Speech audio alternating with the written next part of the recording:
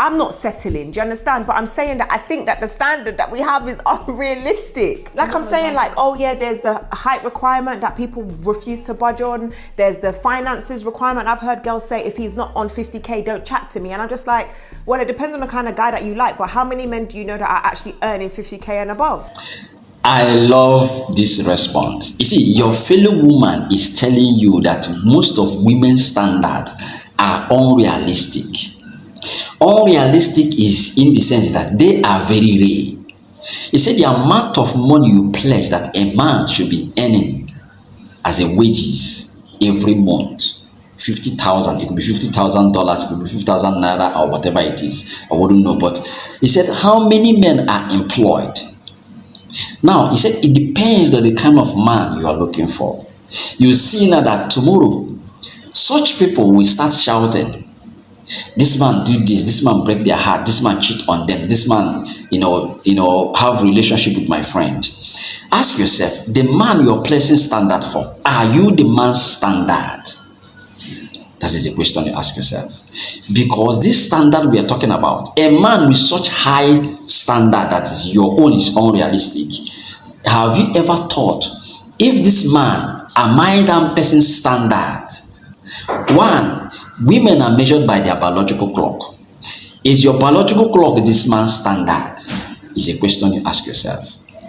So the moment you place such standards, consider your age as well.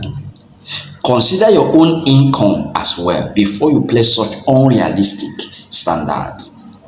When you have high standard, I call it fantasy love, because even when such men comes your path, you would like to squeeze yourself to fit in. And tomorrow, you fit in. Even when you see the handwritings on the wall, you see the rules of engagement, you will realize that I did not fit in. This is not my taste. This is not who I am. You will still want to squeeze yourself. And tomorrow, if anything happens, you come out on the social media and start criticizing men. Actually earning 50K and above. In my world and my understanding, black women tend to earn more than black men. Do you understand? So it's like you almost take this thing out of context. Black women have better earning potential in this country than black men. So if you're like, oh yeah, he must earn more than me, well, you're already just not even within the stats of the environment that you're in. The average man here in the UK is 5'9", but all my sisters are looking for 6'2". Criticizing men, and you forgot that the unrealistic standard you placed, it is the problem. Now let's go to the next one. Now let's talk about the height. Now when you're talking about someone's height, have you checked within your environment, your family, your brothers and sisters, how tall are they? How old are you? That's the question you ask. Because the moment you know how tall you are, and your brothers and sisters, and the society you find yourself, before you place such standard, it is your fellow woman who is telling you that it is unrealistic, because she knew that most of those standards are just fantasy.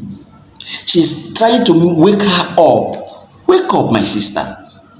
That the standard you're placing is high standard.